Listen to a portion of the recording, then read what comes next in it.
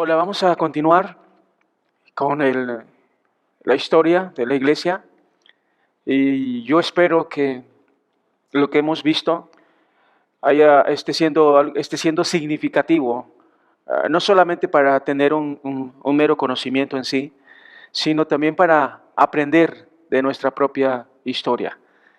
Hoy vamos a iniciar con Juan Calvino, otro personaje importante dentro de la historia de este periodo que estamos viendo, que es el periodo de la Reforma Protestante. Juan Calvino es de los personajes más relevantes, como Martín Lutero y Zwinglio. Él es el más importante sistematizador de la teología protestante de este siglo XVI. Él nació en Francia en el año de 1509. Así que él cuando da inicio el movimiento de la Reforma en el año 1517, entonces si sacamos cuenta, Juan Calvino tendría 8 años. Así que era un niño, pero él tendría un papel preponderante posteriormente. Él estudió en París, conoció el humanismo, que estaba en boga en aquella época. También conoció las doctrinas de Juan Wycliffe y Juan Hus, además de, obviamente, de la teología y la enseñanza de Martín Lutero. Calvino estaba decidido a seguir el camino de los humanistas. Pronto se unió a un pequeño círculo de estudiosos y admiradores de Erasmo, ya hablamos de Erasmo, y se dedicó a los estudios humanistas. No se sabe a ciencia cierta qué fue lo que llevó a Calvino a abandonar la fe romana. No está documentado, ni él mismo lo ha expresado, ni la fecha exacta en que lo hizo. Pero lo que sí sabemos es que en 1534, Francisco I, hasta entonces relativamente tolerante para con los protestantes, cambió su política y en enero del año siguiente Calvino se exiliaba en la ciudad protestante de Basilea. Ah, la cuestión es que él decide tomar el camino de la reforma. Inclusive, él no lo hace por voluntad propia, sino por diferentes circunstancias. Él se ve obligado y se involucra en este movimiento de la reforma protestante. Calvino se sentía llamado a dedicarse al estudio y a las labores literarias. Eso era lo que a él le gustaba y era lo que él estaba buscando. Nunca, nunca estaba en sus planes originalmente el ser el líder de este movimiento, ni mucho menos el teólogo y después productor de un gran libro de él, que se llama La institución de la religión cristiana, que originalmente él fue escribiendo pequeñas secciones, pero se volvió después toda una teología sistemática en la que se ve se ve reflejado el estudio y el trabajo de Juan Calvino en este libro, La institución de la religión cristiana. En 1541 publicó la primera edición de este libro, lo hizo en su lengua, en francés, pero el texto definitivo se editó entre 1559 y 1560 en latín y también en francés. Así que ese es el gran aporte de Juan Calvino, su libro La institución de la religión cristiana. Amén de que también él escribió algunos comentarios que hasta la fecha los tenemos entre nosotros.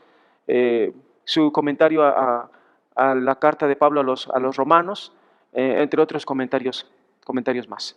Así que Calvino, sin querer, sin tener esa intención, él entra en este proceso de la reforma protestante y él empieza a figurar y con él surge después un movimiento que hasta la fecha está presente. Y estamos hablando del calvinismo. Aquí nos debe de quedar claro que Juan Calvino, él en ningún momento tenía la intención de tener seguidores o de que hubiera un grupo que se denominara a sí mismo como calvinistas, pero después de él empiezan a seguir seguidores de su doctrina, de sus enseñanzas, y es así como surge este movimiento conocido como el calvinismo. En la vida de Calvino, la principal cuestión teológica que dividía a los protestantes era la presencia de Cristo en la comunión. Esto lo hemos hablado. La cuestión de la doctrina de la transubstanciación y también la enseñanza que hemos visto de Martín Lutero.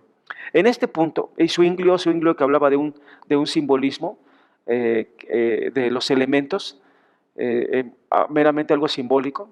Pero en este punto Calvino siguió el ejemplo de un amigo de él, quien tomaba una posición intermedia entre Lutero y Zwinglio. Para Calvino, la presencia de Cristo en la comunión es real, pero espiritual.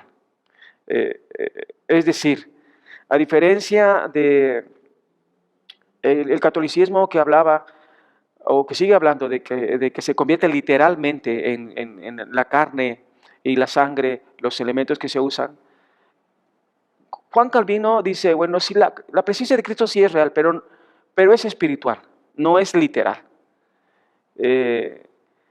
A diferencia de Zwinglio, Calvino dice, no se trata de un mero símbolo o de un ejercicio de devoción, sino que en la comunión hay una verdadera acción por parte de Dios en pro de la iglesia que participa de ella. Pero decía Calvino, esto no quiere decir que el cuerpo de Cristo desciende del cielo ni que esté presente en varios altares al mismo tiempo. Lo que sea más bien es que en el acto de la comunión por el poder del Espíritu Santo, los creyentes son llevados al cielo y participan con Cristo de un anticipo del banquete celestial. Durante este primer periodo, la marca característica de los calvinistas, o que también se llegaron a reconocer como reformadores, no era, curiosamente, no era la doctrina de la predestinación, sino su distintivo en esta época histórica, su distintivo era su opinión con respecto a la comunión, lo que acabamos de hablar. Que si bien es cierto, dicen ellos, no hay una presencia real, pero sí espiritual de Cristo. Solamente mucho tiempo después, más tarde, la doctrina de la predestinación vino a ser el distintivo del calvinismo. En vida de Lutero y Calvino no podía ser así, pues ambos reformadores afirmaban la predestinación. Entonces, tanto Lutero como Calvino estaban de acuerdo con la cuestión de la predestinación, así que no era un punto de discusión y tampoco era un punto que los distinguía, sino lo que los distinguía era la cuestión de la comunión. Es como la historia de los bautistas que vamos a ver más adelante. El distintivo de los primeros bautistas no era el bautismo en sí. Regularmente se puede llegar a pensar, pues lo que lo distinguía era el bautismo. Y el distintivo de los primeros bautistas era el querer retornar a los principios neotestamentarios, es decir, el volver a la palabra de Dios y buscar lo que la misma palabra enseña, el tratar de ser fieles a la palabra de Dios y aplicar, tomar la palabra y vivirla. Ese fue el distintivo de los bautistas. Surge después el calvinismo y ahí entonces en el calvinismo surge ese fuerte énfasis hacia la doctrina de la predestinación y hacia los 5 puntos del calvinismo, que los vamos a ver más adelante. Juan Calvino entonces fue un hombre que aportó mucho desde el punto de vista teológico y que si quisieran conocer más acerca de su teología sistemática, pueden acudir a ese libro, La institución de la religión cristiana. Es un libro con muchas páginas, pero ahí él va a desarrollar, ahí se ve plasmado el desarrollo de su teología. Hoy en día hay un resurgimiento del calvinismo en Norteamérica y en América Latina. Creo que es importante que ustedes lo sepan como parte de este proceso histórico. Hablar de calvinismo es hablar de la doctrina de la predestinación y el rechazo de la doctrina del libre albedrío.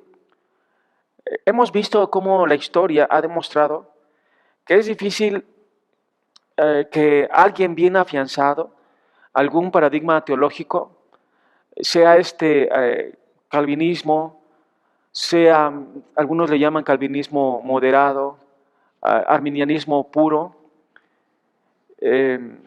cualquiera de estos sistemas o paradigmas teológicos, es difícil que cambie de parecer. Si en su momento Zwinglio y Lutero no pudieron trabajar juntos por alguna cuestión de creencias personales, creo yo que hicieron bien en cada uno trabajar por su lado. El problema no es ser o no ser calvinista. Pero en esta reflexión creo que el problema es llegar a crear iglesias que lleguen a rechazar a otras por ser o no ser calvinistas. En el plano teológico se puede discutir, se puede debatir, pero en las relaciones eclesiales considero yo que debe de ser otro el ambiente. Y este sentir definitivamente es por influencia, el rechazo que pueda haber en algunas iglesias hacia aquellas que sean o no sean calvinistas, definitivamente que puede ser el resultado de la influencia del pastor o los pastores que estén frente a la iglesia. En ocasiones puede haber iglesias que sean una u otra cosa sin saberlo. No entienden estos conceptos teológicos que hemos visto a lo largo de la historia del cristianismo, y está bien. Lo realmente importante es adorar a Dios y proclamar el Evangelio de Jesucristo. Nuestra tarea no es hacer prosélitos del calvinismo o el arminianismo, sino nuestra tarea es hacer fieles seguidores de Cristo Jesús. Esta es una convicción personal y se los comparto y les dejo a ustedes también para el análisis y para que lleguen a sus propias conclusiones. De esto que yo le he tocado en diferentes sesiones, porque me ha llamado la atención y por lo que ahora está ocurriendo en nuestro contexto, en el mundo no solamente bautista, sino evangélico, de este resurgir del calvinismo. Y lo voy a tocar más adelante porque cuando hablemos de nuestra historia como denominación bautista, vamos a ver algunos aspectos sobre esto. Muy bien. Hemos hablado de personajes importantes, Lutero, Zwinglio, Calvino, dentro de la Reforma protestante. Hay mucho más que pueden ustedes aprender, pero para efectos de la clase, solamente estoy retomando algunos aspectos importantes de estos personajes. Y ustedes en las lecturas que se les ha asignado van a ampliar un poquito más su conocimiento. Muy bien, continuemos ahora con la reforma que se dio en la Gran Bretaña, en Inglaterra. Y esta parte de la historia va a tener mucha conexión con el surgimiento de los bautistas como denominación. De las doctrinas de Calvino, de las doctrinas de Martín Lutero, bueno, surge una iglesia, que es la iglesia luterana. Pero de las enseñanzas de Calvino van a surgir las iglesias reformadas y una denominación que es la iglesia presbiteriana. Las iglesias presbiterianas son netamente, utilizando este término, son netamente calvinistas y surgen de las enseñanzas de Calvino, las iglesias presbiterianas. Y vamos a ver también cómo hay cierta influencia y surgen bautistas,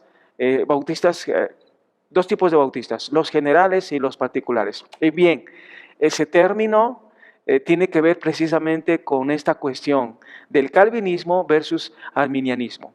Los bautistas generales se llegan a llamar así porque están a favor o defienden la doctrina de la expiación ilimitada, es decir, que Cristo Jesús vino a morir por todos los seres humanos. Y los particulares, ellos ellos también creen en la expiación de Cristo, pero que Cristo Jesús solo vino a morir por los predestinados, por los elegidos por parte de Dios. Entonces, ya hay esta situación. Vamos a ver cómo surgen cada quien estos tipos de bautistas. Y bueno, ya no quiero tocar más porque lo vamos a ver más adelante. Pero el punto es que esto tiene relación con la reforma que se da en Inglaterra, porque es precisamente de ahí, en Inglaterra, donde van a surgir los bautistas y donde propiamente va a surgir la denominación bautista. ¿Cómo inicia la reforma en Gran Bretaña? Bueno, inicia más bien por un asunto político más que religioso. Al comienzo del siglo XVI, Escocia era aliada de Francia e Inglaterra era aliada de España. Entonces, para fortalecer, ustedes saben que en aquel tiempo, para fortalecerse los reinos, tenían que ser alianzas. Entonces, para fortalecer la alianza de Inglaterra con España, los reyes, los respectivos reyes de tanto de Inglaterra como de España, acuerdan casar a sus respectivos hijos. Y entre estos hijos está Enrique VIII. El rey Enrique VII hace un acuerdo con los reyes católicos de España de que se casen sus respectivos hijos. El heredero del rey de Inglaterra sería Arturo, así que Arturo se casa con la hija de los reyes católicos, pero Arturo era un personaje muy enfermizo que muere después de que se casan. ¿Y cómo solucionar este problema? Entonces acuerdan que el hijo menor, el que seguía, que es Enrique VIII, ya que tuviera una edad para casarse, pues iba a casar con la viuda. Y así sucede. Él se casa, Enrique VIII, con Catalina, así se llama la viuda, Catalina. De ese matrimonio entre Enrique y Catalina, solo tuvieron una hija llamada María. Y el rey estaba desesperado porque no tenía un hijo varón. Entonces, ante tal situación de que no tenía un hijo varón, él ya tenía también una mujer, una amante, una concubina, y ella también le había dado una hija, pero él estaba buscando el varón. ¿Por qué estaba buscando el varón? Por cuestiones de la sucesión. O sea, él debería de tener un varón para que pudiera heredar la corona. Así que le pide al Papa en Roma que anule su primer matrimonio para que él se pueda casar con la que era su concubina y se pudiera casar con ella con el fin de buscar el hijo que tanto él anhelaba. El Papa rechaza su petición. Y aquí también por cuestiones políticas, en ese entonces España era una nación muy fuerte y no quería tener problemas con España el Papa. Así que Enrique VIII, ante tal situación, decide crear su propia iglesia, una iglesia de Estado en Inglaterra. Y se independiza y pide los consejos de Thomas Cranmer, que después él se convertiría en el obispo de la iglesia anglicana, que así es como se llegó a conocer esta iglesia la iglesia anglicana, y así surge la iglesia anglicana. Y entonces esta iglesia anglicana, al surgir, de alguna manera Inglaterra se va a emancipar de la iglesia católica romana, crea su propia iglesia. Y bajo esas condiciones, entonces se le permite al rey de Inglaterra declarar nulo su matrimonio y casarse con su concubina. La última esposa de Enrique VIII, porque tuvo varias esposas. Vuelvo a decir, él tuvo varias esposas porque él estaba buscando el varón y nada más tenía mujeres y él seguía buscando a su futuro heredero. Finalmente el sucesor de Enrique VIII fue Eduardo, Pero Eduardo era un niño enfermizo y su gobierno solamente duró 3 años, pero en ese tiempo, durante el gobierno de Eduardo, podemos decir que en el periodo de su hijo sí hubo ya una reforma en la iglesia. Al principio la iglesia anglicana tenía toda la estructura, tenía todos los principios de la iglesia católica romana. El único cambio que se dio es en que, bueno, ya no vamos a pertenecer a la iglesia católica romana y nosotros vamos a seguir, pero tomando nuestras propias decisiones. Entonces en el periodo de Eduardo sí hubo una verdadera reforma.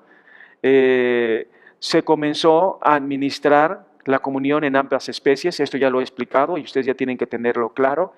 También se permitió el matrimonio entre el clero, es decir, se abolió esa ley que dentro de la iglesia, que la iglesia católica romana tenía o tiene de el guardar el celibato, ser célibes.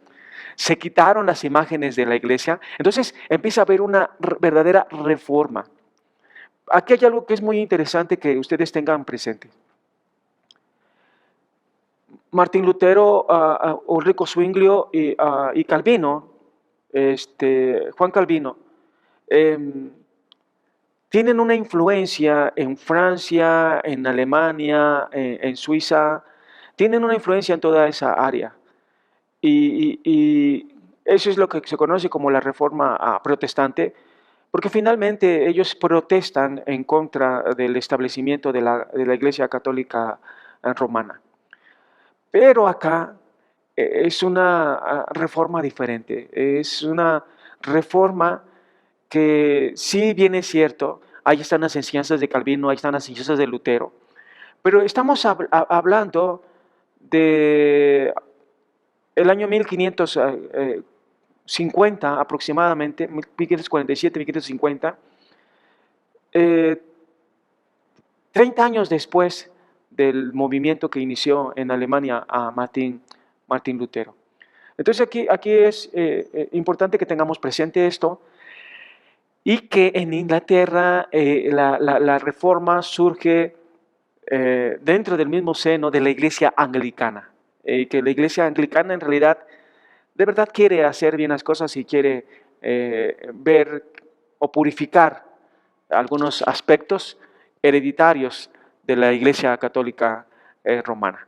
Se quitaron las imágenes de la Iglesia y se publicó un libro que se llamaba el libro de oración común, y ese autor fue Thomas Cranmer, que es el autor de ese libro. Y otro cambio, estamos hablando de los cambios que se dieron durante Eduardo, que aunque gobernó nada más durante 3 años, el sucesor de Enrique VIII, hizo todos esos cambios y por primera vez la liturgia se dio en el propio idioma que el inglés. Recuerden, o sea, ellos se aislaron de la Iglesia Católica Romana, pero seguían esa misma estructura, esa misma liturgia, en este caso la liturgia en latín, y uno de los cambios que dan es, bueno, vamos a dar la liturgia en nuestra propia lengua materna, que es el inglés.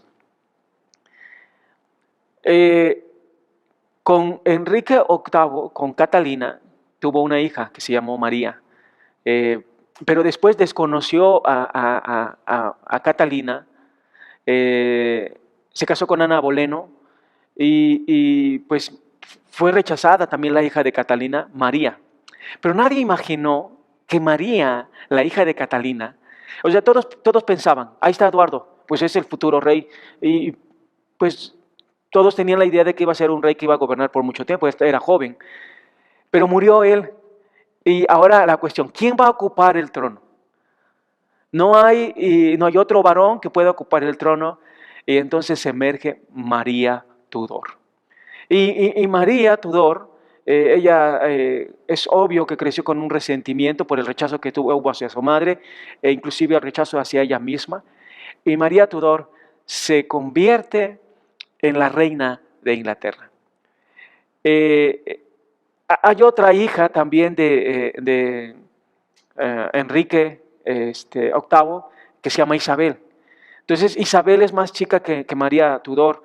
Así que le recomiendan a María Tudor que se deshaga de Isabel por cualquier cuestión, porque no vayan a querer subirla como reina a ella. Entonces que se deshaga, pero María Tudor no es una niña, dice no le va a hacer nada.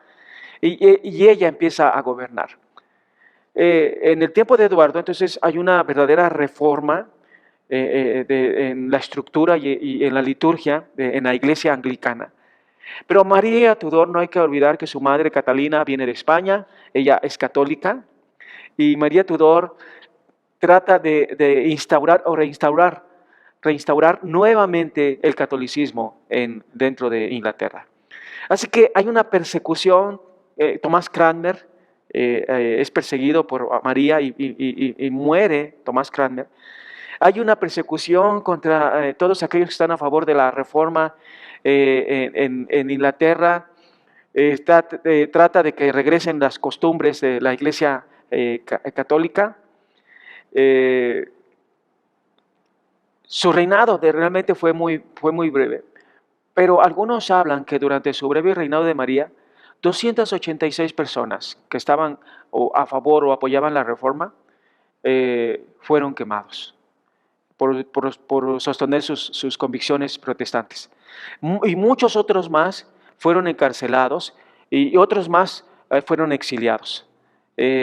Por esa actitud de perseguidora, de haber mandado a matar a muchas personas, de exiliar a muchos, ella se ganó el epíteto de María la Sanguinaria. Y así fue conocida María Tudor como María la Sanguinaria. Y el prototipo de los mártires pues fue el arzobispo Tomás Cranmer, que ella lo mandó a matar. Lo mandó a matar.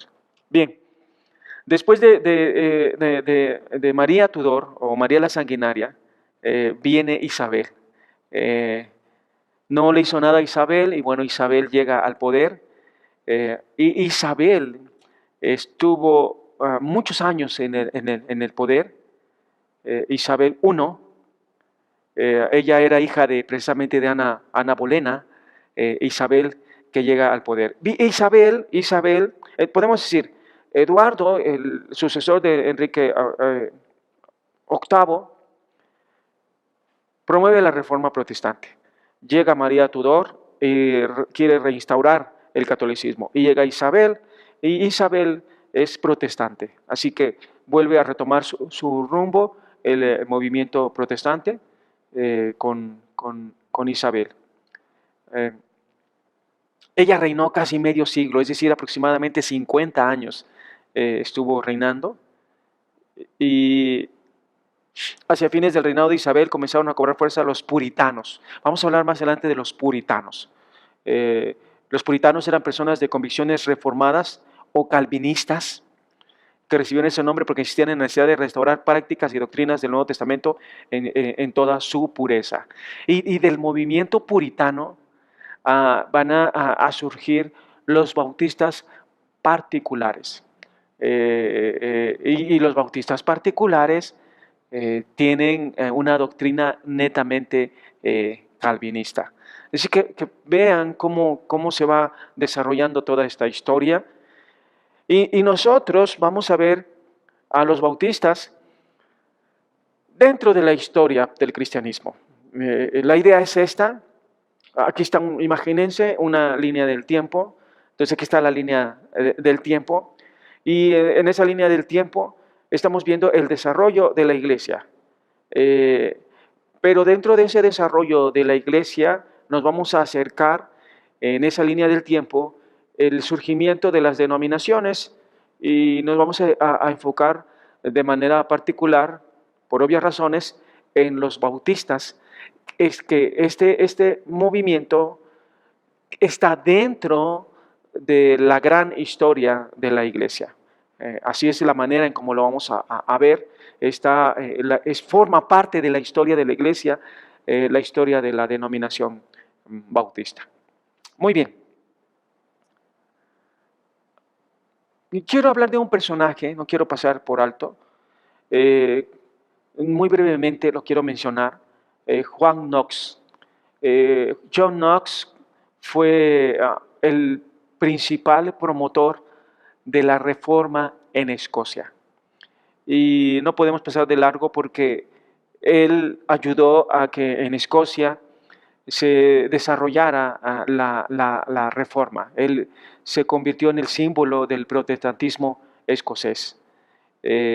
Juan Knox nació en 1515, 2 años antes del inicio de la Reforma Protestante en Alemania. Estudió teología, fue ordenado sacerdote en 1540.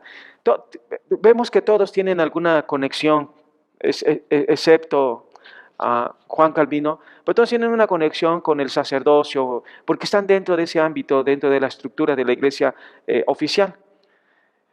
Él quería ir a Alemania, Juan Knox, y allí dedicarse al estudio de la teología. Contra su voluntad fue hecho predicador en una comunidad protestante y a partir de ahí fue el principal portavoz de la causa reformadora en Escocia.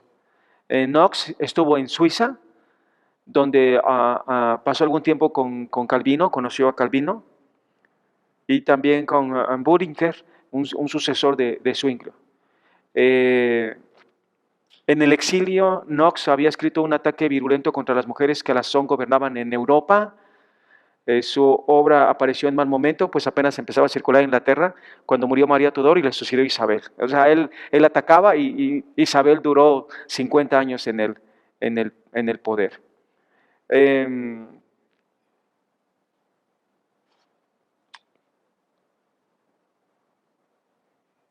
Entonces, Knox ayudó a que Escocia fuera un país reformado y Juan Knox, de ahí van a surgir, él era reformado, pero también de ahí va a surgir la iglesia presbiteriana, como tal, la denominación presbiteriana.